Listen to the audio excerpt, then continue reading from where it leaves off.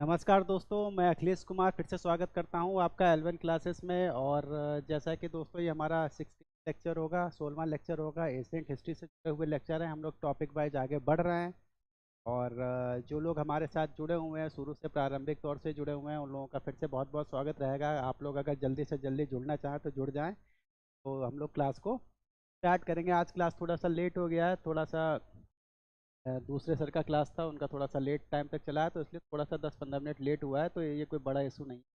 और खैर दोस्तों, जैसे कि हम लोग अभी बता चुका हूँ, ये हमारा प्रैक्टिस सेट 16वां है। और अगर आप लोग हमसे जुड़ना चाहते हैं, प्रकार की क्वायरी है आपकी हमसे रिलेटेड, या हमारी कोचिंग से रिलेटेड, या सब्जेक्ट के रिगार्डिंग कोई क्वायरी है, तो then you can ask her ask आजकल ईजिली आप लोग। और जो मोड हैं, डिफरेंट काइंड ऑफ जो मोड हैं हमसे संपर्क करने के, वो आपके सामने, आपके इसमें मौजूद है। आपके सामने नंबर है। और टेलीग्राम पे भी हम लोग मौजूद हैं। व्हाट्सएप पे भी हम लोग आप लोग हमसे संपर्क कर सकते हैं। अ, इसके अलावा आप लोग हमें सीधे कॉल भी कर सकते हैं, अगर सब्जेक्ट के रिगार्डिंग या चीज़ों के रिगार्डिंग या कोचिंग के रिगार्डिंग कुछ और इन्फॉर्मेशन चाहिए तो आपको प्रोवाइड की जाएगी। जैसा कि दोस्तों हम लोग पहले भी चर्चा कर चुके हैं कि जो लेक्चर हमारा है एंशियंट हिस्ट्री से रिलेटेड है। इसके आगे लेक्चर हम मतलब डे बाय डे जब आगे बढ़ेंगे तो टॉपिक वाइज ही हम लोग आगे बढ़ रहे हैं। जो आज का टॉपिक है, जो उत्तर भारत के जो उत्तर भारत के शासक हुए थे, खास तौर से जब 9th या 10th सेंचुरी के आसपास जो उत्तर भारत की स्थिति परिस्थिति थी, या जो विभिन्न राजवंश पनपे थे, जैसे कि पाल राजवंश था और गुर्जर प्रतिहार राजवंश था स्पेशली। और उस समय अरबों का आक्रमण भी हुआ था, आप लोग इससे वाकिफ होंगे। तो उसके रिलेटेड हम लोग ये एक लेक्चर लेंगे। और ये लेक्चर आखिरी लेक्चर रहेगा एंशियंट हिस्ट्री का। इनफैक्ट एंशियंट हिस्ट्री से रिलेटेड हम एक लेक्चर और लेंगे, वो थोड़ा सा लेकिन बाद में लेंगे। वो प्रागैतिहासिक काल से रिलेटेड लेक्चर होगा, वो भी एक इम्पोर्टेंट लेक्चर होगा। और खैर आज का जो लेक्चर है वो हमारा उत्तर भारत से संबंधित है। और उत्तर भारत में जो महान शक्तियाँ थी, गुर्जर प्रतिहार पाल वन शक्तियाँ, और एक दक्षिण भारत की शक्ति थी राष्ट्रकूट शक्ति, उनके बीच त्रिपक्षीय संघर्ष हुआ था। उसके बारे में भी हम लोग कुछ चर्चा करेंगे, जहाँ से क्वेश्चन बार बार पुटअप होते रहते हैं। ठीक दोस्तों, रही बात अब यहाँ पे थोड़ा सा प्रमोशन की, आप लोग 99 रुपये में हमसे जुड़ सकते हैं। कॉल करिए, जुड़ने के लिए किसी प्रकार से अगर आपको सहायता चाहिए वो आपको उपलब्ध हो जाएगी। तो हाँ, जैसे कि मैंने कहा, आप लोग जुड़ सकते हैं। तो आपके सामने जो स्क्रीन पे जो नंबर है, जो वो है, उसके बारे में आप लोग जानकारी ले सकते हैं। तो समय बर्बाद नहीं करते हैं, क्योंकि ऑलरेडी समय काफ़ी हो चुका है, लेट हो गए हैं। तो हम लोग आज का पहला क्वेश्चन ले लेते हैं दोस्तों। तो निम्नलिखित पाल राजाओं में से कौन वंशानुगत राजा नहीं था? ठीक है, कौन वंशानुगत राजा नहीं था और बल्कि उसे चुना गया था, यानी कि एक तरीके से उसका निर्वाचन हुआ था, जनता द्वारा उसका निर्वाचन किया गया था, ये कह सकते हैं। और ये एग्जाम्पल के रूप में हमें मध्यकालीन भारत में, या फिर कैसे एशियंट हिस्ट्री में, तरीके के एग्जाम्पल हमको उपलब्ध होते हैं।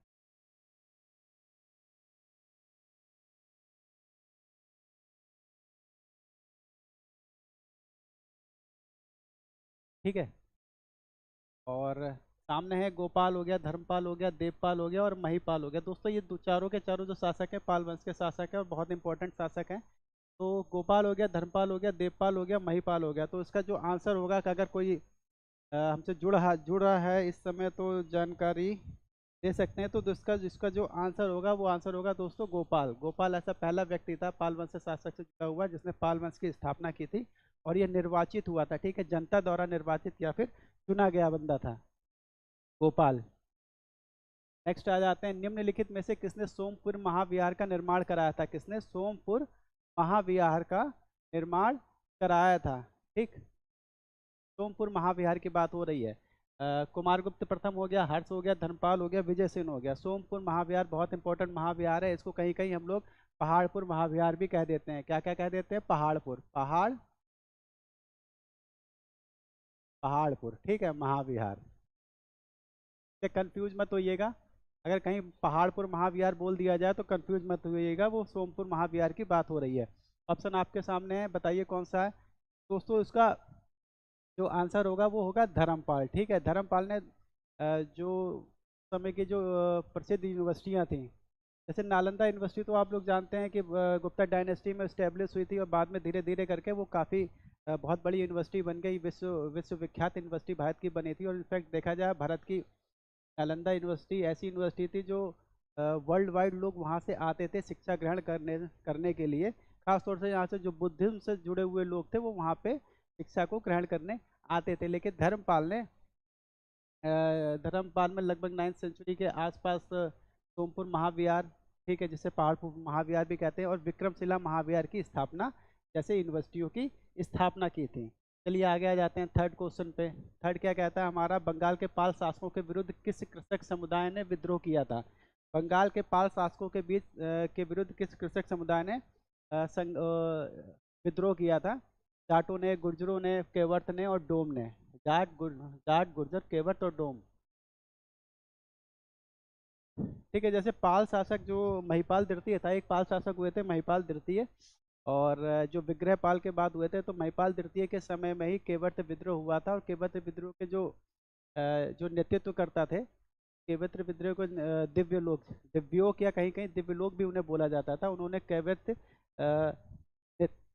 विद्रोह का नेतृत्व किया था, जो मूल रूप से एक प्रकार का किसान विद्रोह था। ठीक है, और इसमें उन्होंने बंगाल पे अधिकार कर लिया था, महिपाल की हत्या कर दी थी। उस समय तक बंगाल पे इनका अधिकार रहा था, एक तरीके से इन्होंने शासक के रूप में वहां पे कार्य किया था। तो कौन सा है? केवर्त। ठीक है, कौन था? दिव्योग का जो नेता था ना वो कौन था? क्या नाम था? दिव्योग। और शासक कौन सा था? ठीक, महिपाल द्वितीय। पाल तृतीय के शासन काल में, शासन काल में, ध्यान रखिएगा। चलिए आगे आ जाते हैं नंबर फोर्थ क्वेश्चन पे।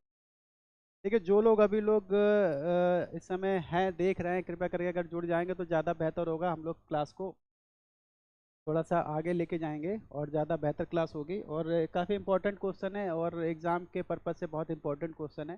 क्योंकि इस सेक्शन से बहुत अधिक क्वेश्चन, जो अगर आप स्टडी करेंगे तो इस सेक्शन से बहुत अधिक क्वेश्चन पुटअप नहीं होते हैं।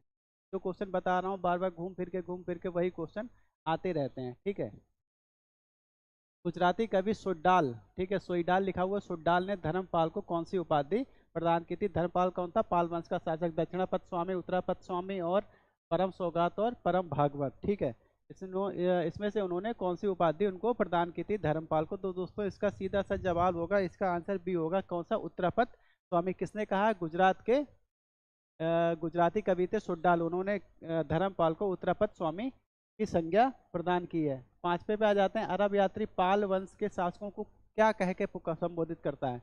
पाल वंश के शासकों को क्या कह के संबोधित करता है अरब यात्री सुलेमान? ठीक है, बरुआ हो गया, रुहुमा हो गया, और धर्माद्री, और या फिर इनमें से कोई नहीं।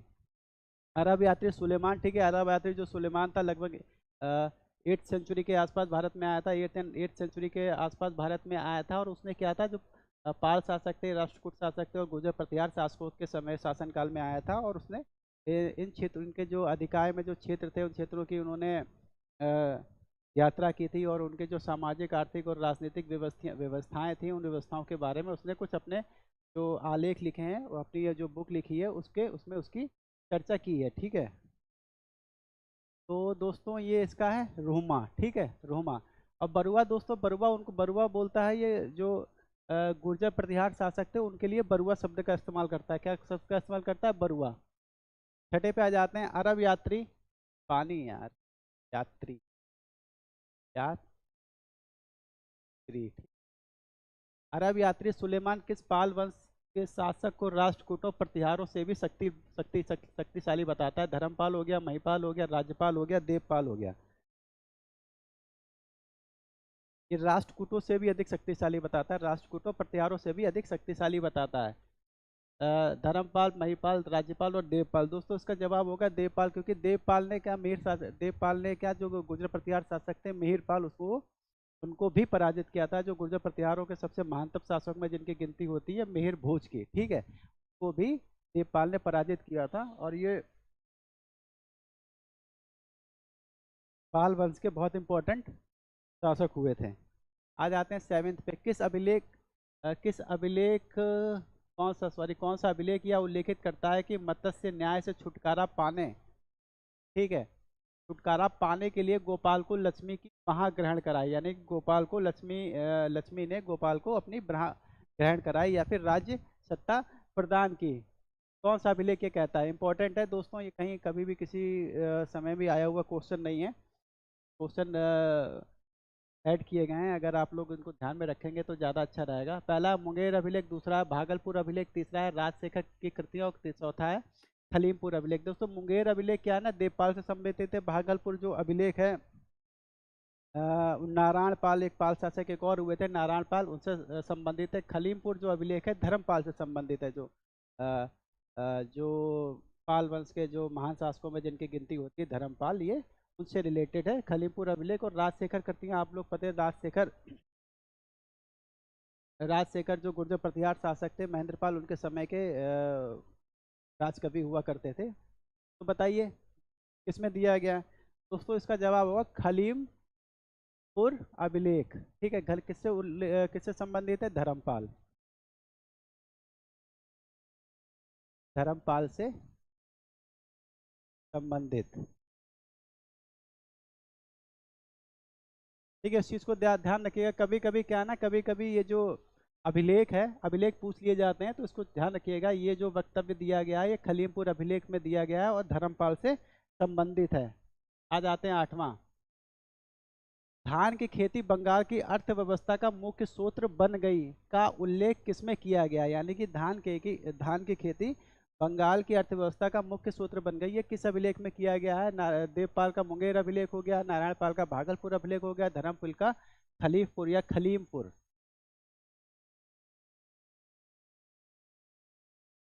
खलीमपुर अभिलेख हो गया। और इनमें से कोई नहीं, ऑप्शन है एक दो तीन, दो सेकंड ऑप्शन है दो तीन, थर्ड ऑप्शन है एक दो, डी लास्ट ऑप्शन है चार, ठीक है, डी ऑप्शन है। बताइए धान की खेती अर्थव्यवस्था का मुख्य सूत्र बन गई थी, किस अभिलेख में ये बात कही गई है? दोस्तों इसका जो जवाब होगा, जो देवपाल का मुंगेर अभिलेख है, ठीक है, और जो नारायण पाल का भागलपुर अभिलेख। और कहाँ है एक दो?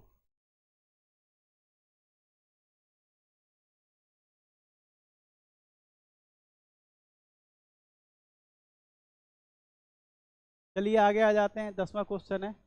ये दो तीन क्वेश्चन है जो मतलब बहुत कम आपको मिलेंगे, किसी भी एग्जाम में आए हुए क्वेश्चन नहीं है, और थोड़े से इंपॉर्टेंट क्वेश्चन से मुझे लगे तो मैंने इनको ऐड किया है, ठीक है। 9th क्वेश्चन है। देखिए मैं पहले ही बता चुका हूँ, कॉम्पिटिटिव एरिना में आप लोग जी रहे हैं, यहाँ पे सब कुछ इंपॉर्टेंट है। कभी और मेरा प्रोस्पेक्टिव ये है, आपको कोई वो क्वेश्चन आपको ज़्यादा करा रहा हूँ या उससे रिलेटेड कुछ क्वेश्चन है जिनके आने की संभावना हो सकती है, या फिर जो बार बार रिपीट होते रहते हैं। कुछ एक क्वेश्चन है जो थोड़े से नए बनाए गए हैं, वो इसलिए बनाए जाते हैं क्योंकि बच्चे बार बार में ये कहते हैं कि सर कुछ नया क्वेश्चन डालिए, कुछ नया क्वेश्चन डालिए। हालांकि ये जो क्वेश्चन डाला हूँ, ये कभी भी इससे पहले कहीं क्वेश्चन ये आए नहीं है। इन क्वेश्चनों को, कुछ क्वेश्चनों को मैंने इसमें इंक्लूड किया है, ठीक है। पाल वंश के शासकों को अनुसार व्यवस्थित कीजिए। नारायण पाल हो गया, विग्रहपाल सेकंड हो गया, महिपाल हो गया, और महिपाल तृतीय हो गया। बताइए नारायण पाल, विग्रहपाल सेकंड, महिपाल, महिपाल तृतीय। पाल वंश के कालानुक्रम अनुसार व्यवस्थित कीजिए। तो दोस्तों इसका है नारायण पाल, विग्रहपाल, महिपाल, महिपाल तृतीय। हाँ ठीक है, इसका एक दो तीन चार, इसका ऑप्शन ए सही होगा, एक दो तीन चार। आ जाते हैं 10th क्वेश्चन पे। रक्षित जेवारी, रत्नाकर, शांति रक्षित, दीपांकर और बौद्ध विद्वान किस विश्वविद्यालय से संबंधित है? नालंदा से, सोमपुरी से, विक्रमशिला विश्वविद्यालय और तक्षशिला विश्वविद्यालय। किस विश्वविद्यालय से संबंधित थे ये जो बौद्ध भिक्षु थे या बौद्ध विद्वान थे? किस विश्वविद्यालय से समृद्ध थे या संबंधित थे, ठीक है। वहाँ पे शिक्षण का कार्य किया करते थे और बौद्ध धर्म से संबंधित जो प्रचार प्रसार है उसको लेके विख्यात थे। रक्षित जेवारी, रत्नाकर, शांत रक्षित, दीपांकर, ठीक है। तो दोस्तों इसका जवाब होगा विक्रमशिला। विक्रमशिला में जैसा कि मैंने बताया है, धर्मपाल ने स्थापित किया था। किसने? धर्मपाल ने, ठीक है, स्थापना की। इसके अलावा ये जो दीपांकर थे, जो दीपांकर थे ये कहाँ गए थे? ये तिब्बत में, तिब्बत में बौद्ध प्रचारक थे। क्या थे? बौद्ध प्रचारक। ठीक है, तिब्बत भी गए थे ये, तिब्बत में आंसर है। ठीक है, तिब्बत में क्या थे? बौद्ध प्रचारक थे। चलिए 10 का 11th पे आ जाते हैं। निम्नलिखित में से कौन सा राजवंश त्रिकोणीय संघर्ष में सम्मिलित नहीं था? जैसे कि मैंने आपको बताया है कि जो तीन राजवंश थे, तीन राजवंश उससे बहुत महत्वपूर्ण थे। गुर्जर प्रतिहार राजवंश, पाल राजवंश और राष्ट्रकूट। राष्ट्रकूट दक्षिण भारत से ताल्लुक रखते थे, बाकी दो जो थे उत्तर भारत से ताल्लुक रखते थे। तीनों के बीच में कन्नौज पे आधिपत्य के लिए त्रिकोणीय संघर्ष हुआ। हालांकि राष्ट्रकूटों की जो इसमें भूमिका थी वो एक प्रकार की ऐसी भूमिका थी कि ना खाऊंगा ना खाने दूंगा वाली स्थिति थी, यानी कि वो एक तरीके से यहाँ आते थे शक्ति प्रदर्शन करने। और इन दो जो गुर्जर प्रतिहार राजवंश हो गया और पाल वंश हो गया, इनके शासकों को पराजित करके वापस अपने क्षेत्र में चले जाते थे, यानी कि इनकी शक्तियों को कुठाराघात करते थे। एक तरीके से शक्ति प्रदर्शन था उनका, बस महज उनको कन्नौज पे अधिकार करने का कोई इरादा नहीं था। इस चीज को ध्यान रखिएगा।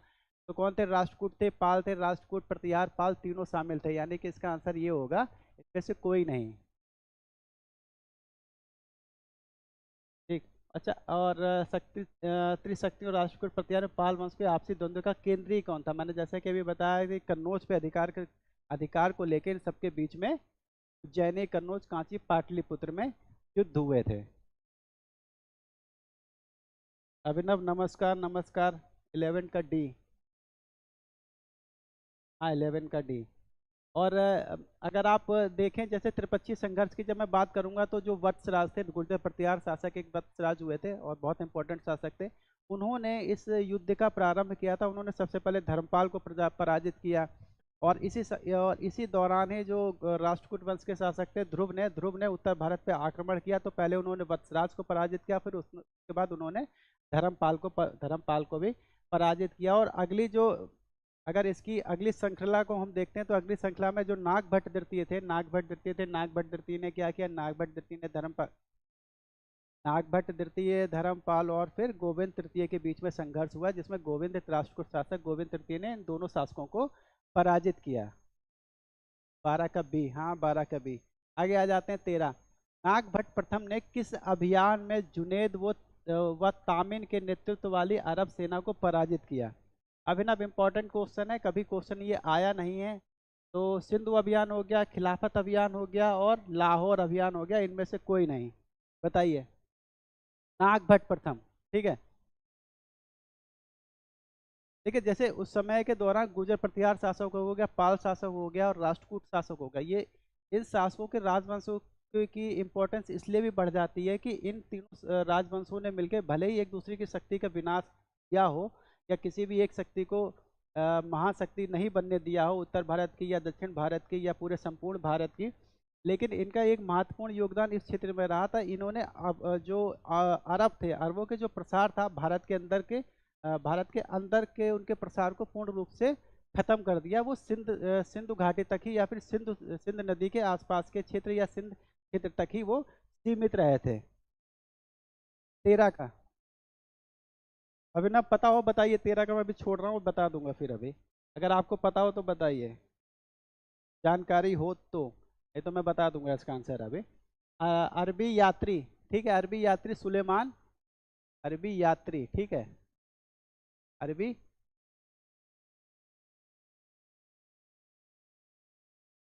13 का आंसर अगर किसी को भी पता है तो कृपया करके बताएं। अरबी यात्री सुलेमान ने किन शासकों को इस्लाम का सबसे बड़ा शत्रु बताया है? शासकों को इस्लाम का सबसे बड़ा शत्रु बताया है। ठीक है, पाल वंश, राष्ट्रकूट वंश, गुर्जर प्रतिहार वंश और कारकटे वंश। ठीक है, बताइए। जैसे मैंने बताया, पाल, राष्ट्रकूट तो गुर्जर प्रतिहार वंशों के बीच आपसी संघर्ष हुआ था। और इसी समय में सुलेमान भारत की यात्रा पर आया, अरबी यात्री था, और इसने तीनों राजवंशों के क्षेत्रों की यात्रा की और उनके बारे में कुछ व्याख्यान भी प्रेजेंट किए। तो इसमें पाल वंश हो गया, राष्ट्रकूट वंश हो गया और गुर्जर प्रतिहार वंश हो गया। इस्लाम का सबसे बड़ा शत्रु बताता है। तो दोस्तों इसका आंसर हो गया सी। ठीक है, और इसमें वो जो मिहिर भूज की चर्चा करता है, इसमें किसकी चर्चा करता है? मेहर भूज की चर्चा करता है। और मेहर भूज को ही वो राष्ट्रकूट प्रतिहार वंश का जो शासक था उसको सबसे कट्टर जो शत्रु बताता है, इस्लाम का सबसे बड़ा शत्रु मिहिर भोज को घोषित करता है। किसकी चर्चा कर रही है यहाँ पे? मिहिर भोज। ठीक है। 13 का आंसर किसी को भी हो प्लीज बताइए। ठीक है, किस राजवंश ने सिंध पर शासन करने वाले अरबी शासक इमरान इब्न मूसा को पराजित कर कच्छ से खदेड़ दिया था? ठीक है, ये कुछ नया क्वेश्चन है, मैंने बता रहा हूँ। इसमें जैसे 13 हो गया, 15 हो गया, तो 13 क्वेश्चन हो गया, 15 क्वेश्चन हो गया। इन नए क्वेश्चनों को शामिल किया है जो आएंगे या नहीं आएंगे वो मुझे नहीं पता है। ठीक है, कोई भी नहीं प्रिडिक्ट कर सकता, लेकिन अच्छे क्वेश्चन थे। कुछ मतलब कुछ अच्छा नया सा दिख रहा था, तो इन क्वेश्चन को मैंने शामिल कर लिया है। अ, तो बताइए 15वां क्वेश्चन अगर किसी को जानकारी हो। नागभट्ट प्रथम हो गया, नागभट्ट द्वितीय हो गया, और देवपाल हो गया, और मिहिर भोज हो गया। किसी को अगर जानकारी हो 15वां, भी अभी छोड़ दे रहा हूँ। ठीक है, ये दरअसल मैं आप लोगों के लिए भी छोड़ दे रहा हूँ। और कुछ लोग अगर और आएंगे तो वो अगर हो सकता है उनको जानकारी होगी तो बताएंगे तो बेहतर होगा, क्योंकि थोड़ा सा इंक्लूड हो जाए ना, इन्फॉर्मेशन मिलती रहे, ज़्यादा बेहतर है। ठीक है, निम्नलिखित कथनों पर विचार कीजिए। तिब्बत में बौद्ध धर्म का प्रवेश पाल साम्राज्य से हुआ। ठीक। बंगाल के सेन बौद्ध विरोधी थे। ठीक। सोलंकी जिन्होंने गुजरात पर शासन किया जैन धर्म के संरक्षक थे।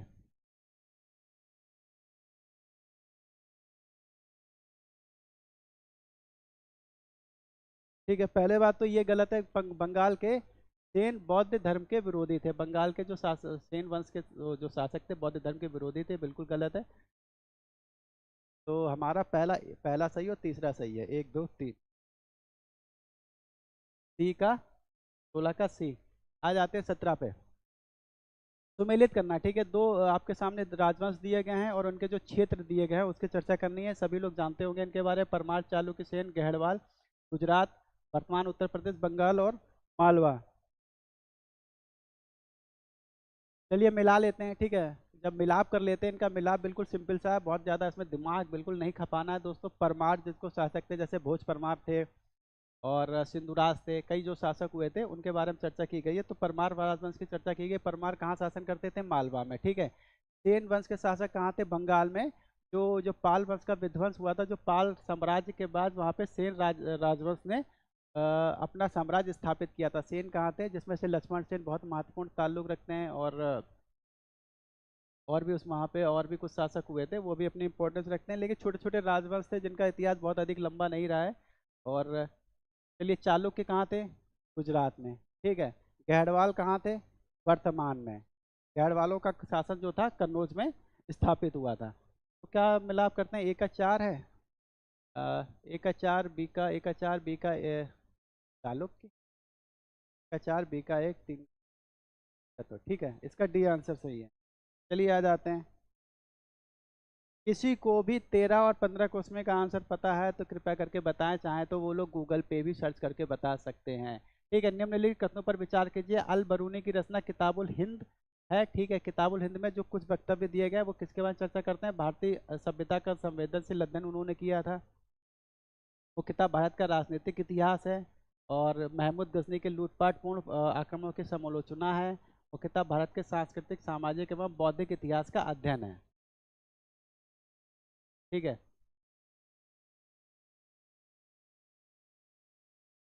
दोस्तों, उसका जो जवाब होगा पहला है और 4 है। ठीक है, ये नहीं है। तो राजनीतिक, उन्होंने जो भारत के उस समय की जो अर्थव्यवस्थित, सामाजिक, धार्मिक स्थितियां थी और समाज किस प्रकार से व्यवस्थित था उसके बारे में चर्चा की, यानी भारतीय सभ्यता का संवेदनशील अध्ययन किया है। और भारत के सांस्कृतिक, सामाजिक और बौद्धिक इतिहास का भी अध्ययन किया है, यानी कि इसका आंसर होगा 1 और 4। ठीक। आ जाते हैं 19वें पे। ठीक है, अल बरूनी कहता है कि अंत्य जो 4 वर्गों में परिगणित नहीं थे। ठीक है, जो 4 वर्गों में नहीं आते थे, 8 वर्गों अथवा शिल्पी व्यवसायिक श्रेणियों में संगठित थे। निम्नांकित में से कौन 8 श्रेणियों में नहीं था? 4 वर्गों में। यहाँ देखिए, यहाँ पे स्पष्ट कर दूं, जो हमारा समाज स्पष्ट रूप से 4 वर्गों में विभाजित है। जैसे कि आप लोग जानते हैं कि ब्राह्मण, क्षत्रिय, वैश्य, शूद्र। लेकिन एक और समाज से ताल्लुक रखते थे जिसको हम लोग अति शूद्र कहते थे, वो उसमें नहीं उल्लेखित है। बाद में जैसे शूद्रों में भी डिवाइडेशन हो गया था। शूद्र में जैसे आज में कुछ जैसी जातियां सम्मिलित थी जिनको कुछ कुछ थोड़े बहुत बेनिफिट्स मिले हुए थे, इसकी वजह से उनकी स्थिति थोड़ी सी अच्छी थी। लेकिन जो अतिशूद्र जातियाँ थीं, जैसे कि जैसे सामने दी हुई हैं, जो अतिशूद्र जातियाँ थी, चमार, मछुआर, जुलाहा, लोहार, डोम, डोम हो गया, चांडाल हो गया, इन प्रकार की जो अंत्यज जातियां थीं, ये इनको मतलब अछूत समझा जाता था। मतलब इनकी स्थिति निम्न से निम्नतर स्थिति थी। तो शूद्रों से मतलब बहुत ही ज़्यादा बुरी स्थिति में थी। मतलब इनकी छाया पड़ने से भी लोगों को स्नान करना पड़ता था, आप ये समझ लीजिए। तो ये उन लोगों में से है। तो 8 श्रेणियों में ये इनकी चर्चा की गई। इसमें से कौन सा था, कौन सा नहीं था दोस्तों? इसमें लोहार नहीं था, ठीक है। इसमें चमार था, मछुआ था, जुलाहा था, व्यग्र था, और इसके अलावा जो इसके अलावा नाविक था, जादूगर था, और धोबी था, जुलाहे थे। ठीक, चलिए आ जाते हैं आगे। ये सुनने 20 पे आते हैं।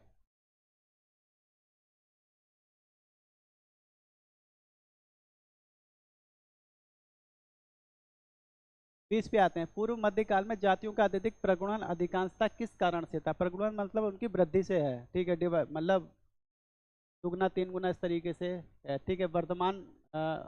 वर्तमान वर्ण संकर व्यवस्था थी। जनजातियों का जातियों के रूप में बढ़ता हुआ अधिक मात्रा में अंतर्लयन, मतलब उसमें मिश्रण हुआ था, ठीक है। व्यावसायिक वर्गों का जातियों में परिवर्तन, और धार्मिक संप्रदायों का जातियों में धर्मांतरण। Good evening Guruji. आर के करिश्मा, इसका डी। गुड इवनिंग करिश्मा जी। 19 का डी, का डी तो हाँ, ठीक है। 20 का पूर्व मध्यकाल में जातियों का अत्यधिक प्रगुणन अधिकांशतः किस कारण? पूर्व मध्यकाल में जैसे कि आप सभी लोग जानते हैं, वर्ण संकर जातियां बढ़ी थी। तो बढ़ने का कारण यह था, जो व्यवसायिक वर्गों का जातियों में परिवर्तन, जो बहुत से व्यवसायिक वर्ग थे उनका जातियों में परिवर्तन हो गया था। जैसे कि जो लोकार थे उनको लोहार बोला जाने लगा। जो चर्मकार थे या चमड़े का काम करते थे, जूते बनाते थे, ढोल बनाते थे, और अस्त्र शस्त्र, और जो ढाल बनाते थे चमड़े की, और जो चमड़े के जो वस्त्र बनाते थे युद्ध के समय के लिए। 20 का बी, 20 का बी, ठीक है। 20 का बी नहीं है, 20 का सी सही है, ठीक है। व्यवसायिक वर्गों का जातियों में परिवर्तन, यानी कि जो उनका व्यवसाय था उसी के आधार पर उनका नाम रख दिया गया है, ठीक। चलिए आ जाते हैं 21। पार राजा देवपाल एवं द्रविड़ राजा को हराने का दावा करता है। एक द्रविड़ राजा को, यानी दक्षिण भारत के राजा को हराने का दावा करता है। उसका तदत्मय राजा निम्नलिखित से किया जाता है: दंत दुर्ग, अमोघ वर्ष, ध्रुव और कृष्ण द्वितीय। ऐतिहासिक साक्ष्यों के अनुसार ये बिल्कुल कहना बिल्कुल स्पष्ट नहीं है कि किस राजा की बात हो रही है, लेकिन जो अंदाजा लगाया है इतिहासकारों ने, उसमें से एक इनमें से नाम है, वो बताइए। दंत दुर्ग हो गया, अमोघ वर्ष हो गया, ध्रुव हो गया, कृष्ण तृतीय हो गया। राष्ट्रकूट शासकों की बात हो रही है, इसी ओके, ठीक है। अमोघ वर्ष, ठीक है। इसका दोस्तों जवाब होगा अमोघ वर्ष। अमोघ देवपाल ने अमोघ वर्ष को पराजित किया था। लेकिन ये बिल्कुल कितना सही है कितना सही नहीं है, तो इस पे इतिहासकारों में अक्सर चर्चा होती रहती है। लेकिन अगर ये क्वेश्चन आता है तो उसकी जो संबंधित किया गया है देवपाल को, तो वो अमोघ वर्ष से संबंधित किया है। इन्होंने अमोघ वर्ष को पराजित किया था। आ जाते हैं 22 पे। बौद्ध मठ शैलेंद्र चूड़ामणि बिहार को किसने भूमि दान दिया था? बौद्ध मठ शैलेंद्र चूड़ामणि बिहार को किसने दान दिया था? पाल राजा देवपाल, चोल राजा कुलोत्तुंग फर्स्ट, और पांड्य राजा सुंदर पांडे, पल्लव राजा नरसिंह वर्मन। बहुत बार रिपीटेड क्वेश्चन है, आप सभी लोगों को मेरे ख्याल से पता होगा।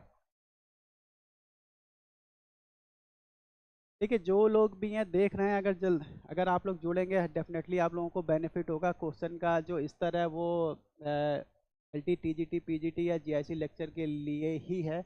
उसी हिसाब से क्वेश्चनों को डाला गया है, क्योंकि इस पोर्शन से क्वेश्चन बहुत मतलब पूछे जाते हैं। लेकिन जो घूम फिर के जो क्वेश्चन आ जाते हैं वही क्वेश्चन इसमें भी है। लेकिन कुछ और भी क्वेश्चन ऐड किए हैं कि अगर थोड़ा सा हटके पूछ लिया जाए, इत्तेफाक से अगर जो मैंने जो ऐड किए वही आ जाए। लेकिन ये इत्तेफाक नहीं होते एग्जामिनेशन में। सौभाग्य की बात है कि ये जो इधर दो चार क्वेश्चन जो एक्स्ट्रा ऐड किए हैं वो आ जाए, उनमें से कुछ फंस जाए आपका। तो ये कोई अतिशयोक्ति वाली बात नहीं होगी, भाग्य वाली बात है। कहाँ पे क्या होता है कुछ नहीं कहा जा सकता। बहुत ठीक है। तो इसका जो पहला आंसर होगा, पाल शासक देवपाल। यहाँ आपको बता दूं, जो पाल शासक, जितने भी पाल शासक हुए थे, लगभग मोस्टली ज़्यादा पाल शासक थे वो बौद्ध धर्म से संबंधित थे। उन्होंने ज़्यादातर उन्हें परम सौगात की उपाधि धारण की थी, जैसे धर्मपाल ने भी धारण की थी, देवपाल ने भी धारण की थी परम सौगात की उपाधि, इस चीज़ को ध्यान रखिएगा। 22 का ए। हाँ, 22 का ए बिल्कुल सही जवाब है। 23 पे आ जाते हैं, ग्वालियर प्रशासनी में किस सम्राट के विषय में ऐतिहासिक जानकारी प्राप्त होती है? ठीक है, ग्वालियर की बात हो रही है, ग्वालियर प्रशासनी या ग्वालियर अभिलेख, रामभद्र के बारे में, वत्सराज के बारे में, नागभट्ट के बारे में, मीरभूज के बारे में, ग्वालियर अभिलेख। 22 का ए, 22 का ए बिल्कुल सही है। अ, अभिनव, अगर हो सके तो 13 और 15 का आंसर बताइएगा देख के, ठीक है। अब वो मैंने अभी छोड़ दिए हैं, मैं बता दूंगा अभी उसको, लेकिन अगर थोड़ा सा कोशिश करिए बताने की। ग्वालियर प्रशासनी में किस सम्राट के विषय में ऐतिहासिक जानकारी प्राप्त होती है? क्योंकि क्योंकि वो क्वेश्चन रिपीटेड क्वेश्चन नहीं है, मैंने अभी तक कहीं देखे नहीं है, तो इसलिए उन क्वेश्चनों को मैंने थोड़ा बहुत चेंजेस करके ऐड किया है। 23 का डी। ठीक है, मिहिर भोज के बारे में बात हो रही है, और यही एक अभिलेख है, ग्वालियर अभिलेख है मिहिर भोज का। ये उसमें चर्चा करता है, वो अपने राजवंश को, जो भगवान श्री राम थे, उनके जो छोटे भाई थे लक्ष्मण से उनको कनेक्ट करता है, उनसे इनको कनेक्ट करता है। 24वें पे आ जाते हैं, गुर्जर प्रतिहार नरेश राज्यपाल की हत्या के लिए जो चंदेल राजा जिम्मेदार था, कौन है? कीर्ति वर्मन, यशो वर्मन, धंग और विद्याधर चंदेल। ठीक है, चंदेल शासक है। जैसे कि आप लोगों को पता होगा, 1018 के आसपास जो महमूद गजनवी का जब भारत में आक्रमण हुआ था, तो उन्होंने कन्नौज पर आक्रमण किया था, और कन्नौज पर जो गुर्जर प्रतिहार शासक था राज्यपाल, उसकी हत्या कर दी थी, यानी हत्या कर दी थी। इनफैक्ट राज्यपाल छोड़ के भाग गया था, बाद में उसकी हत्या कर दी गई। मैदान छोड़ के भाग गया था, तो महमूद गजनवी ने उसको बहुत लूटा था, कन्नौज को। तो इसी से क्रुद्ध होकर जो चंदेल शासक था, उसने क्या किया था, राज्यपाल की हत्या करा दी थी। ठीक है, बताइए, कीर्ति वर्मन, यशो वर्मन, धंग। अच्छा, ये सब सिलेबस में नहीं है। अरे चलो कोई नहीं, सिलेबस में नहीं है, हो सकता है आने वाले समय में पीजीटी दो। 24 का डी। ठीक है, ये विद्याधर चंदेल, और इसका एक सामंत था अर्जुन। ठीक है, अर्जुन नाम का एक सामंत था, अर्जुन, अर्जुन ने की, विद्याधर चंदेल। ठीक है, 25 पे आ जाते हैं। नीचे दिए गए वक्तव्य दिए गए, एक को कथनेय, दूसरे को कथन कारण बताने हैं। कथनेय, पूर्व मध्यकालीन दक्कन और दक्षिण भारत में ग्रामीण प्रतिरोध के उदाहरण मिलते हैं, बिल्कुल ठीक है। ब्राह्मणों और मंदिरों को जो क्रमशः अग्रहारदान या देवदान से ग्रामवासियों को अधिकारों को हानि पहुंची थी। दोस्तों, ये दोनों ही वक्तव्य सही है, दोनों वक्तव्य एक दूसरे की व्याख्या भी करते नजर आते हैं, तो ए आर दोनों सही है, और ए आर की सही व्याख्या भी करता है, तो इसमें बहुत ज़्यादा ऑप्शन देखने की आवश्यकता नहीं है। 25 का ए। 26 पे आते हैं, सुमेलित करना है। कुछ यहाँ पे चीज़ें दे रखी हैं, उसको सामने जो कुछ अन्य चीज़ें दे रखी हैं, उसे सुमेलित करना है। मिताक्षरा हो गया, अक्षरनीति हो गया, अवतारवाद हो गया, हेमचंद्र हो गया। एक प्रकार की जमा की गई राशि। 25 का बी। 25 का बी नहीं है, 25 का ए सही होगा करिश्मा जी, ठीक है, ध्यान रखिएगा। 26 में आ जाते हैं। 25 का बी, का बी था, 25 का ए है, ठीक है। चलिए आ जाते हैं 26 में। मिताक्षरा क्या ना, मिताक्षरा एक प्रकार की विधि संहिता थी, जो उस समय समाज में जिसके आधार पर समाज में जो कार्य योजना थी, या विधि, कैसे लोगों को कैसे व्यवहार करना चाहिए, या किस प्रकार से लोगों को किस प्रकार से किस चीज़ की सजा देनी चाहिए, या फिर संपत्ति में किस प्रकार का अधिकार होना चाहिए, एक तरीके से ये विधि थी। मिताक्षरा किसकी है? संत विज्ञानेश्वर की, ठीक है। अक्षय निधि क्या था? अक्षय निधि एक प्रकार की जमा की गई राशि, एक तरह के ट्रस्ट का काम करती थी, बैंकिंग का काम करती थी। अवतारवाद कहाँ देखने को मिलता है? अवतारवाद सबसे श्रीमद् भगवत गीता में देखने को मिलता है, आप लोग पता है। और हेमचंद्र 26 का बी, हेमचंद्र किसका? परिशिष्ट परवन। तो ए का दो, ए का दो, बी का एक, ए का दो, बी का एक, ए का दो, बी का एक, ठीक, क्या तीन। आगे आ जाते हैं, 27 पे आते हैं। कर्पूर मंजरी का लेखक राजशेखर किस शासक के दरबार को सुशोभित करता था? उसका नाम था महेंद्रपाल प्रथम, कीर्ति वर्मा, और भोज परमार, और धर्मपाल। बताइए। कर्पूर मंजरी, हालांकि इनके जो राजशेखर थे, इन्होंने कई और जैसे हरविलास भी इन्होंने लिखा है, और इसके अलावा बाल रामायण भी इन्होंने लिखा है, और विद्रसाल भंजिका भी इन्होंने लिखा है, और कर्पूर मंजरी तो इन्होंने लिखा ही लिखा है। और इनका एक, हाँ, भुवन कोश भी इन्हीं का है। तो दोस्तों, ये 27 का ए महेंद्रपाल प्रथम से संबंधित है, ये गुर्जर प्रतिहार शासक थे। ठीक, आगे आ जाते हैं 28 पर। निम्नलिखित विदेशी यात्रियों में से अछूतों की सबसे लंबी सूची कौन प्रदान करता है? मेगास्थनीज हो गया, फायान हो गया, ह्वेनसांग हो गया। तो बहुत अधिक दोस्तों ये भी टफ क्वेश्चन नहीं है। तो मिहिर भोज, सॉरी, जो यात्री आए थे तो मेगास्थनीज तो आपको पता है चंद्रगुप्त के शासनकाल में थे। फायान आपको पता है ह्वेनसांग हर्ष के शासन काल में थे। फायान थे चंद्रगुप्त विक्रमादित्य के शासन काल में, गुप्ता डायनेस्टी। और अल बरूनी क्या था? अल बरूनी महमूद गजनवी के साथ भारत में आया था, तो यहाँ रह के उन्हें कई वर्षों तक यहाँ रहा। कविता कह रही है 27 का ए है, हाँ ठीक है। 28 पे आ जाते हैं। 28 का डी अल बरूनी, ठीक है, बहुत बढ़िया। 29, ठीक है। मिहिर भोज का ग्वालियर अभिलेख प्रतिहारों की उत्पत्ति प्रारंभ करता है चंद्र से, राम से, लक्ष्मण से, यज्ञ कुंड से। ये मैंने अभी कुछ देर पहले ही बताया है। कौन सा अभिलेख करता है, ठीक है, किस व्यक्ति से करता है। हालांकि अगर देखा जाए जो चंद्र बरदाई का जो है पृथ्वीराज रासो में जो वशिष्ठ द्वारा एक यज्ञ किया गया था, कुंड से जो 4 शक्तियां उत्पन्न हुई थी उनमें भी इनकी गिनती होती है। गुर्जर प्रतिहार वंशों की, परमाणु की और चालुक्यों की, उनकी भी इसमें गिनती होती है। लेकिन ग्वालियर अभिलेख में, मिहिर भोज का ग्वालियर अभिलेख में उसकी उत्पत्ति किससे मानता है? लक्ष्मण से। ठीक है। 29 का ए, 29 का सी, डॉक्टर जी 29 का सी, ये ए नहीं है, लक्ष्मण से। राम राम के जो भाई थे लक्ष्मण, उनसे उनकी उत्पत्ति मानता है। चालुक्य परमार, चालुक्य प्रतिहार इनको दिया गया है। तो चालुक्य दोस्तों आप लोगों को पता होगा, चालुक्य की 2 शाखाएं थी, पश्चिमी चालुक्य और पश्चिमी चालुक्य थे और कल्याणी के चालुक्य थे। ठीक, तो और परमार हो गया, प्रतिहार हो गया, ये उनकी राजधानियां दी गई हैं। तो परमाणु की आप लोगों को पता है राजधानी धारा थी। ठीक है। और इसके बाद चालुक्यों की राजधानी, एक का 3 और एक का 5, और प्रतिहारों की राजधानी कान्यकुब्ज। कान्यकुब्ज दोस्तों कन्नौज का ही पुराना नाम है। कान्यकुब्ज कन्नौज का ही पुराना नाम है, और इसको एक महोदय श्री, हाँ श्री महोदय या फिर महोदय श्री नाम से भी जाना जाता है कन्नौज को। उससे बता सी, ओके ठीक है। तो इसका मिला लेते हैं, चालुक्यों का ए का सी। अच्छा, ये क्वेश्चन इसलिए भी कंफ्यूजन है, चालुक्य ही दे रखा है, तो चालुक्यों की अहिल अहिल पाटन भी हो सकती है, कल्याणी भी हो सकती है। तो इसमें मैचिंग बस इस तरीके से कर लीजिए, बी का 2 और डी का 4, बी का बी का 2 और डी का 4। ठीक है, तो ए का 5, इस तरीके से इसको हम लोग मैचिंग कर लेंगे, क्योंकि चालुक्य ही दे रखा है। चालुक्य की 2 राजधानियां, इसमें पश्चिमी पूर्वी या फिर इस तरीके की चर्चा नहीं की है। 30 का डी, चलिए 30 का डी बिल्कुल ठीक है। 31 पे आते हैं। 31, बौद्ध धर्म की आलोचना तथा वैदिक परंपरा के समर्थन करने के लिए कौन सा विद्वान विख्यात है? आर्यदेव हो गया, धर्मकीर्ति हो गया, और कुमारिल भट्ट हो गया, उमा स्वामी हो गया।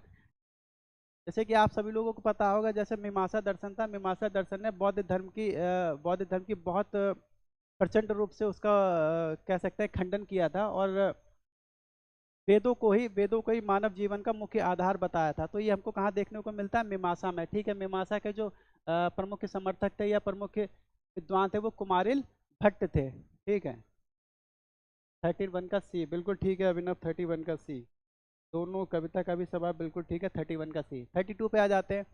पूर्व मध्यकालीन निम्नलिखित सिक्कों में से कौन मूल्य में सबसे छोटा? जो पूर्व मध्यकालीन सिक्के थे उसमें से कौन सबसे छोटा था? द्रव्य हो गया, ध्रमस्टक हो गया, रूपक हो गया, और विश्वपंख हो गया। जैसे कि आप लोग जानते हैं कि जो द्रव्य सिक्के का प्रचलन हमको देखने को मिलता है, वो हमको देखने को मिलता है गुर्जर प्रतिहार राजवंश से संबंधित है। ठीक है।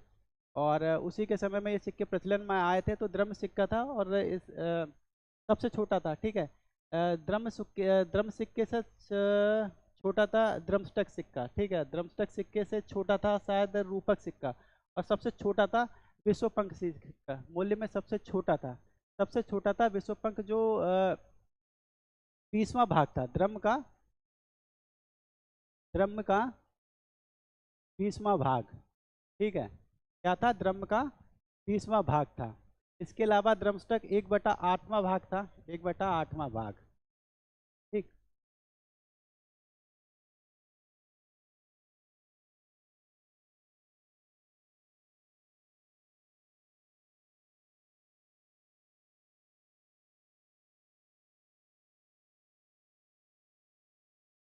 हाँ सबसे छोटा, ठीक है। यहाँ इस चीज़ को 32 का डी, 32 का डी बिल्कुल ठीक है। कहीं अगर ये पूछ ले ये ड्रम का कौन सा हिस्सा माना जाता था, तो 20वां भाग था। क्या था? 20वां भाग था, और ड्रम स्टैक का 1/8वां भाग था। चलिए आगे आ जाते हैं, 33 पे आ जाते हैं। सुमेलन करना है, ठीक है। सामने मूल ग्रंथ दिए हैं, ग्रंथकार दिए हुए हैं। बारहमेर सीधे सुमेलित कर लेते हैं, इसमें बहुत अधिक चर्चा। बारहमेर किसकी थी? बृहत संहिता, ठीक है। बारहमेर ने बृहत संहिता लिखी थी। उसके बाद शूद्रक क्या था? शूद्रक का मृच्छकटकम की, और शूद्रक ने मृच्छकटकम लिखी थी। और ये एक पहला उपन्यास है, या फिर कह सकते हैं पहला ही ग्रंथ ऐसा है जो अ, जो राजवंशों की चर्चा नहीं करता, यानी कि जो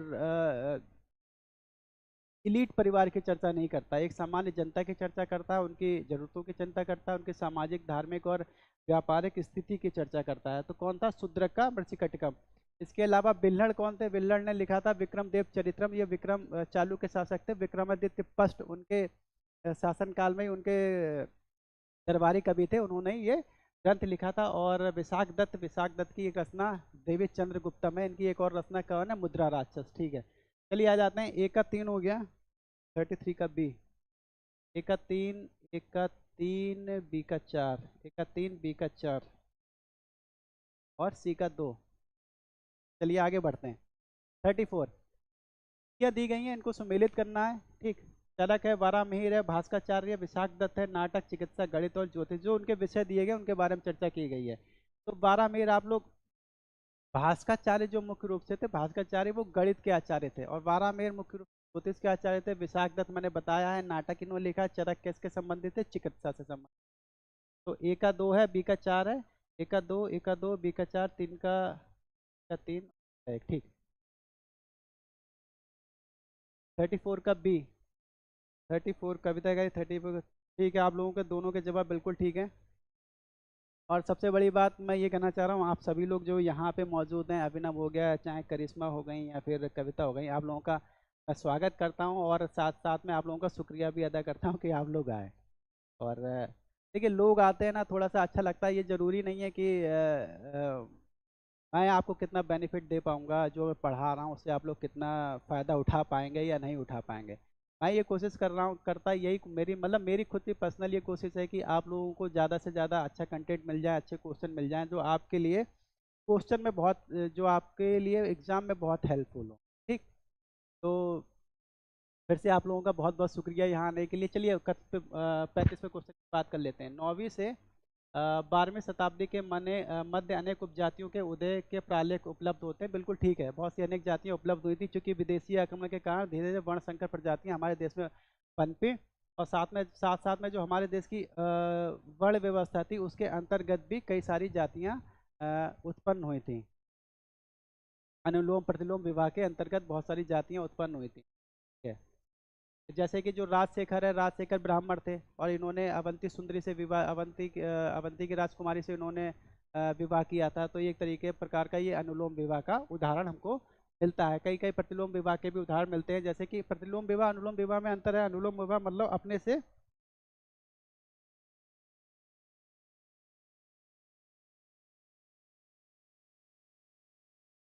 चलिए बहुत बहुत, हाँ हाँ, अनुलोम विवाह प्रतिलोम विवाह में अंतर बस ये है कि अनुलोम विवाह में जो सबसे उच्च जाति अपने निम्न जाति से जब अ, विवाह करती है, तो उसको अनुलोम विवाह कहा जाता है। प्रतिलोम विवाह में क्या होता है, जब पुरुष वर्ग मतलब स्त्री वर्ग उच्च जाति की और पुरुष वर्ग निम्न जाति का हो, तो उसको प्रतिलोम विवाह कहा जाता है, ठीक है। इस चीज़ को ध्यान रखिएगा। अनुलोम वर्ग में क्या होता है, पुरुष वर्ग उच्च जाति से ताल्लुक रखता है, और महिला निम्न जाति से या फिर सेम जाति से ताल्लुक रखती है, उसको अनुलोम विवाह कहा जाता है। जैसे राजशेखर ब्राह्मण थे और उनकी पत्नी क्षत्रिय परिवार से ताल्लुक रखती थी।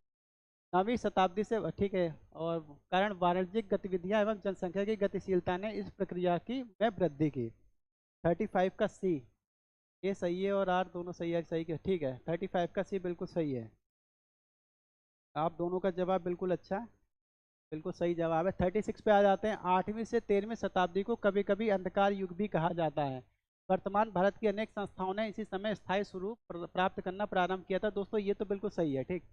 और इसको इसलिए भी कहा जाता है कि मैंने जैसे कि बताया कि इस समय बहुत से इंपॉर्टेंट राजवंश पनपे थे, जैसे कि आप लोग जान सकते हैं कि पाल राजवंश हो गया, गुर्जर प्रतिहार राजवंश हो गया, राष्ट्रकूट राजवंश हो गया। इन्होंने उस समय में समय बहुत महत्वपूर्ण भूमिका निभाई थी, लेकिन महत्वपूर्ण भूमिका इस चीज में निभाई थी, इन्होंने अरबों के प्रसार को भारत के अंदर के अन्य क्षेत्रों में पूर्ण रूप से विरुद्ध कर दिया था, यानी पूर्ण रूप से उन्होंने रोक दिया था।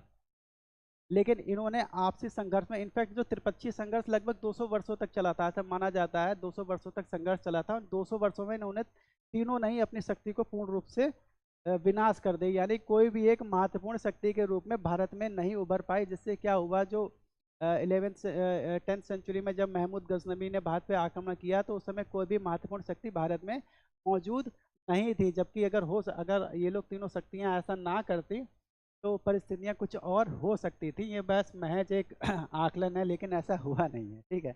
इतिहास हो सकता है, हो सकता था, इस पे डिपेंड नहीं है। इतिहास हो क्या हुआ है इस पे डिपेंड है, क्या हुआ था हमारे साथ, बस उसकी समीक्षा की जा सकती है, इसके अलावा और किसी चीज की। 36 का ए,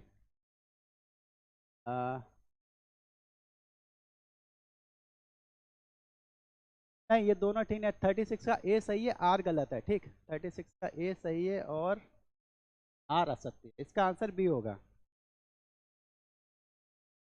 36 का ए नहीं है, 36 का बी सही है, क्योंकि इस समय में इन्हीं संस्थाओं में स्थायी स्वरूप किसी नई भी संस्था सामने उभर के नहीं आती। संस्था, अनेक संस्थाओं का मतलब यहाँ पे एक तरीके से देखा जाए राजवंशों की बात हो रही है, क्योंकि उस समय कोई उस तरीके की संस्थाएं नहीं थी ना। जैसे राजनीतिक संस्था की बात हो रही है, राजनीतिक संस्था की जब बात करेंगे तो राजवंशों की ही बात करेंगे, क्योंकि और उस प्रकार के आज के आधुनिक युग की संस्थाएं नहीं थी। जैसे आज हम लोग देख लेते हैं कि इलेक्शन कमीशन है, या फिर कोर्ट्स हैं, ठीक, और दूसरी प्रकार की ऑटोनॉमस बॉडीज हैं, यूपीएससी है, ठीक है। इसका 36 का बी, कविता 36 का बी है, ठीक है, ये सही नहीं है। ये आ जाते हैं सूचियों में मिला लेते हैं, ठीक है। सूची कौन सी किन सूचियों को क्या कहा जाता था।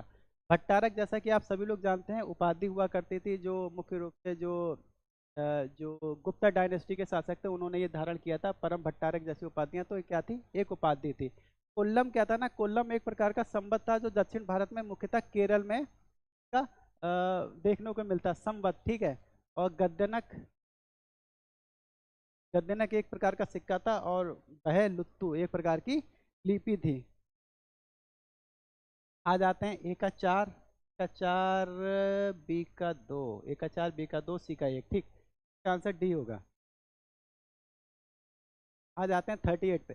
देखिए, अगर आप लोगों को सेशन अच्छा लग रहा हो, तो आप लोगों से रिक्वेस्ट है, प्लीज़ चैनल को हमारे सब्सक्राइब कीजिए, और दूसरे जो और कैंडिडेट हैं आपकी जान पहचान के, या आपके साथ में जो प्रिपरेशन कर रहे हैं, उनको भी इसको सेंड कीजिए, ताकि वो लोग भी इसमें पार्टिसिपेट कर पाएँ। तो आप सभी लोगों का उसके लिए मैं निवेदन करता हूं, अगर आप लोग कर पाए तो जरूर करिए, चैनल को सब्सक्राइब कीजिए, और इस क्लास को ज़्यादा से ज़्यादा लोगों तक शेयर भी कीजिए। तो चलिए, इनकी ऐतिहासिक काव्य है, लेखक है सामने। जैसे जयनायक ने पृथ्वीराज विजय लिखी है, ठीक है। जयनायक ने क्या लिखा है, पृथ्वीराज विजय, ठीक है। और पृथ्वीराज रासो किसकी है, चंद्रबरदाई की। चंद्रबरदाई का ऐतिहासिक काव्य है। पद्म गुप्त ने क्या लिखा है, आ जाते ही ये, ठीक। और संध्याकर नंदी पाल वंश से ताल्लुक रखती है, जो पाल वंश के रामपाल शासक थे उससे ताल्लुक रखती है संध्याकर नंदी। और हेमचंद्र, अब रह जाता है ये, ठीक। ए का फर्स्ट,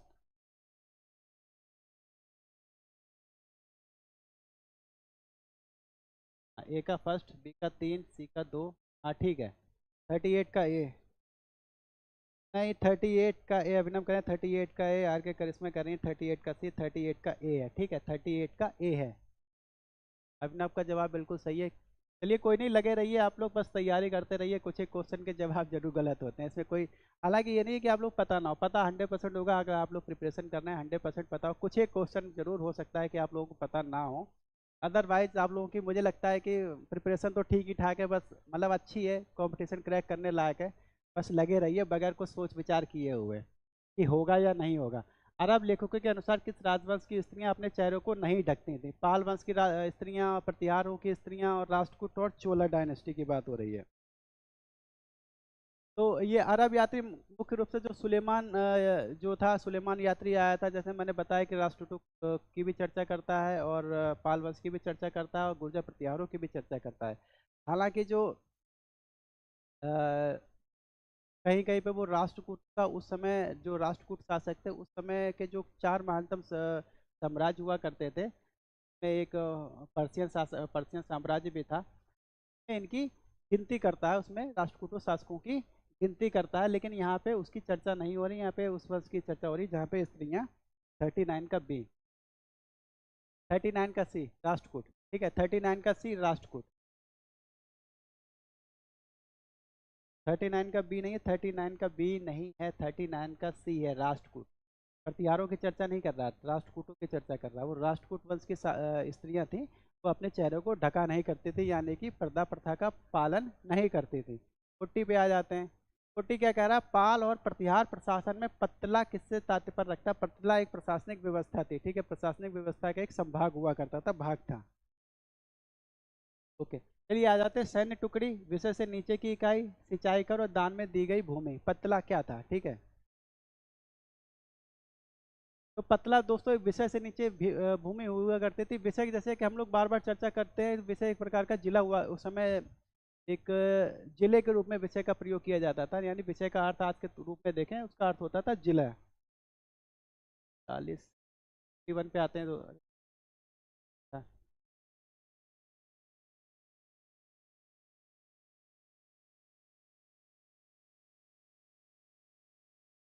दोस्तों आज तो 40 ही क्वेश्चन है। मैंने बताया कि इस सेक्शन से बहुत अधिक क्वेश्चन नहीं आते हैं, लेकिन जो दो क्वेश्चन मैंने छोड़े थे उस पर थोड़ी सी चर्चा कर लेते हैं। ऑब्वियस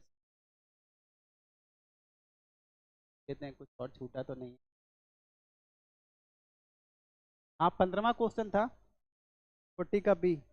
ठीक, किस शासक ने सिंध पर शासन करने वाले अरबी शासक इमरान इब्न मूसा को पराजित कर कच्छ से खदेड़ दिया था? नहीं, अभी थैंक यू बोलने की जरूरत नहीं है। दो क्वेश्चन है जो मैंने छोड़ दिए थे आप लोगों के लिए, कि अगर आप लोगों को जानकारी हो तो बताइएगा। अरे अब अभिनव यार, ये दो क्वेश्चन है, चलिए बताइए। अगर किसी को भी इसके बारे में जानकारी हो, करिश्मा, अभिनव और कविता, बताइए। किस शासक ने सिंध पर शासन करने वाले अरबी शासक इब्रान इब्न मूसा को पराजित कर कच्छ से खदेड़ दिया था? नागभट्ट प्रथम हो गया, नागभट्ट द्वितीय हो गया, देवपाल हो गया, मिहिर भोज हो गया। तो अरबी, तो दोस्तों ये कौन था? मिहिर भोज, ठीक है। कौन था? मिहिर भोज ने अरबों के जो अरबों का जो ये शासक था इब्न अल मूसा को पराजित कर कच्छ से खदेड़ दिया था। नागभट्ट द्वितीय नहीं था, 15 करिश्मा, नागभट्ट द्वितीय नहीं है, मिहिर भोज है, ठीक है, मिहिर भोज। हालांकि नागभट्ट द्वितीय ने भी नागभट्ट द्वितीय ने भी पराजित किया था, ऐसा नहीं है। लेकिन यहाँ पे एक जो शासक की बात हो रही है, अरबी शासक इमरान इब्न मूसा की बात हो रही है, ठीक। और इसके अलावा चलिए 13 पे आ जाते हैं। 13 क्या कहता है? नागभट्ट प्रथम ने किस अभियान में जुनैद व तामिन के नेतृत्व वाली अरब सेना को पराजित किया था?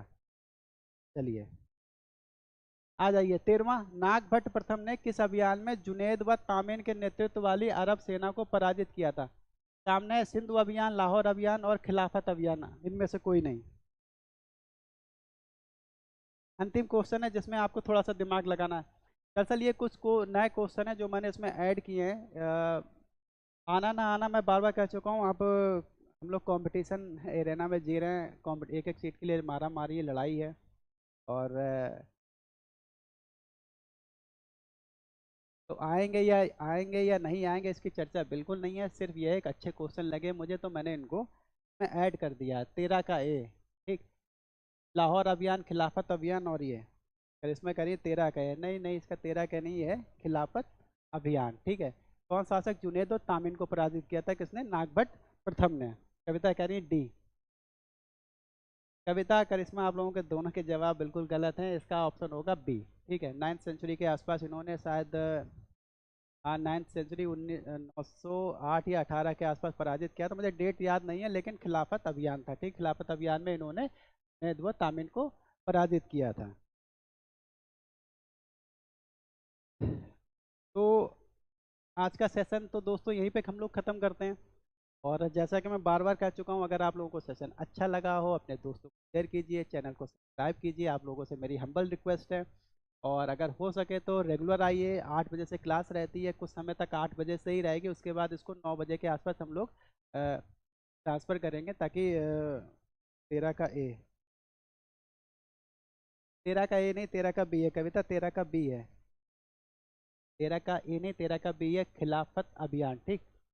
तो आप खास तौर से आप सभी लोग जो यहाँ पे आज मौजूद थे, आप सभी लोगों का बहुत बहुत शुक्रिया। आप लोग आए, आप लोगों ने इतना गर्मजोशी से इस सेशन में भाग लिया। तो आगे भी अगर आप लोग आते रहेंगे तो ये बहुत अच्छा होगा।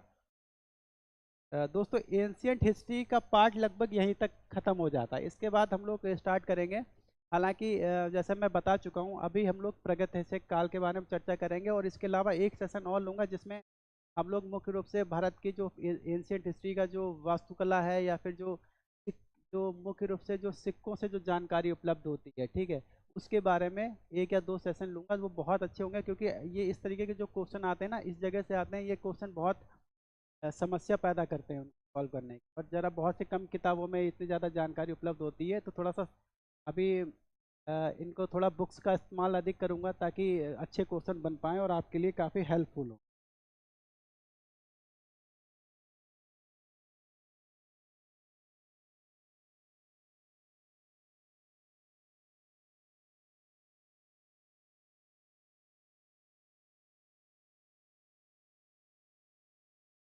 खिलाफत, ये खिलाफत वैसा नहीं है, ये मतलब उस समय अभियान था। उस अभियान को इतिहासकारों ने ये नाम दिया है। इन लोगों ने खुद अपना नाम नहीं, इतिहासकार थे उस समय के।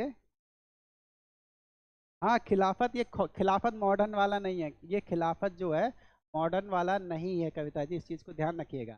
खिलाफत जो उस समय जो खिलाफत आंदोलन हुआ था मॉडर्न हिस्ट्री में 1919 के आसपास, तो वो खिलाफत आंदोलन क्या था? जो खलीफा था, जो खलीफा को दरअसल ब्रिटिश साम्राज्य ने जो ब्रिटिश साम्राज्य थे, उन्होंने उसको मानने से इनकार कर दिया था और उसको हटा दिया था खलीफा को। तो उसके प्रति यहाँ भारत में या फिर दूसरे अन्य हिस्सों में इसके प्रति संघर्ष किया गया, तो उसको बहाल किया जाए।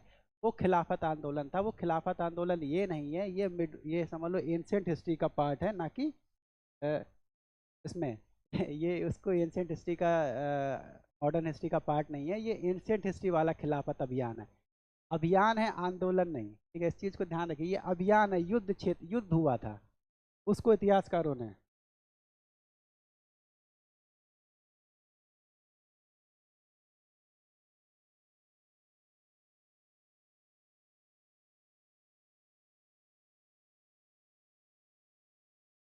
नहीं, पैड क्लास क्या, अब देखो 99 रुपये में जो क्लासेस हम लोग प्रोवाइड कर रहे हैं, अभी क्या ना, अभी अगर आप लोग एडमिशन लेना चाहें ले सकते हैं। कि अभी हम लोग ये इसी प्रकार के क्लासेस चला रहे हैं। आपको बस MYQ आपको उपलब्ध कराएंगे, और बहुत इंपॉर्टेंट होंगे वो आपके लिए। लेकिन अगर आप लोग इसको पढ़ेंगे ना, तो आपको बहुत बेनिफिट जरूर मिलेगा, 100% आपको बेनिफिट मिलेगा इन क्वेश्चन से। और अगर आप लोग एडमिशन भी लेना चाहते हैं तो 99 रुपये में आप लोग एडमिशन भी ले लेंगे। लेकिन देखिए, अभी तक बहुत अधिक नई नई अभी क्लासेस में बहुत अधिक क्लास नहीं हुई है, बहुत लोग जानते भी नहीं है, तो एडमिशन भी अभी तक लोगों ने अ, नहीं लिए हैं। तो इसलिए हम लोग अभी इसको पैड के रूप में कन्वर्ट नहीं कर रहे हैं। लेकिन अगर कुछ बच्चे एडमिशन लेंगे तो हम लोग हो सकता है इसको पैड के रूप में कन्वर्ट कर दें, कि फिर मटेरियल में डिफरेंसेस थोड़े बहुत लाने पड़ेंगे, तो हम क्वेश्चन की संख्या को बढ़ाएंगे या फिर घटा भी सकते हैं। लेकिन अगर आप लोग अगर एडमिशन लेंगे, पैड में एडमिशन लेंगे, तो बहुत अच्छा रहेगा, इनफैक्ट बहुत अच्छा रहेगा। तो कुछ हम लोग चेंजेस कर सकते हैं उसमें। लेकिन जैसे मैं प्रमोशन में बताता हूँ, 99 रुपये में आप लोग हमसे जुड़ सकते हैं, एडमिशन ले सकते हैं। और अभी तो ये क्लास लगभग पब्लिक है, सभी के लिए है। तो आने वाले समय में ये क्लास पब्लिक नहीं रहेगी। जो एडमिशन लेंगे वही लोग देख पाएंगे, और जो पब्लिक होगी उसके लिए अलग से उस क्वेश्चन को हम लोग डिस्क्राइब करेंगे। इतने ज़्यादा क्वेश्चन उसमें नहीं होंगे। लेकिन अगर आप लोग एडमिशन लेंगे तो बहुत अच्छा रहेगा। तो आप लोगों से ये हमारा सर, मेरे पास के बैच एमआरएस, एमआरएस, अच्छा, ये एमआरएस की बात हो रही है।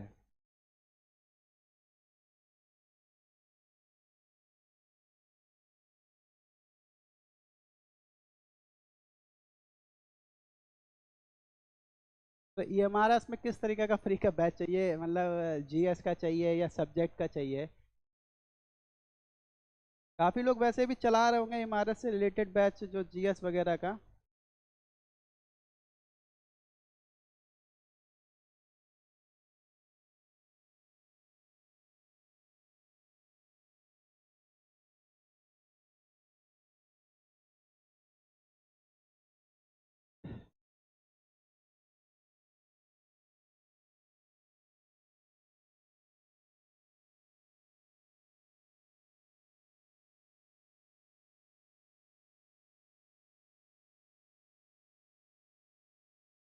चलिए, कल मुलाकात होती है आप सभी लोगों से। आप लोगों का जैसे कि मैंने कहा, फिर से बहुत बहुत शुक्रिया आप लोगों का। आप लोग आए और इतना समय दिया, इसके लिए बहुत बहुत शुक्रिया। और एमआरएस का बैच अभी नहीं चल रहा है, इतिहास से रिलेटेड यहीं पे आपको जो कुछ है मटेरियल मिल जाएगा। उस तरीके के बैच नहीं चल रहे हैं, लेकिन एमआरएस को जो इतिहास से रिलेटेड जो बैच है वो आप लोग ज्वाइन कर सकते हैं, वो इसी में इंक्लूड है। एमआरएस इसी में इंक्लूड कर लीजिए आप लोग, ठीक है। एलटी टीजीटी पीजीटी के लिए है। ओके, कल आप लोगों का बहुत बहुत मैं फिर से कह रहा हूँ, फिर से शुक्रिया आने के लिए। कल आप लोग अगर फिर आएंगे तो बहुत अच्छा रहेगा। तब तक के लिए हम लोग तब तक के लिए कल तक के लिए थोड़ी देर के लिए रेस्ट ले लीजिए, पढ़िए लिखिए, ठीक है। पढ़ते रहिए, ठीक है। आप लोगों को बार बार कह रहा हूँ, पढ़ते रहिए, 2-4 घंटे जरूर पढ़िए, गैप मत करिएगा।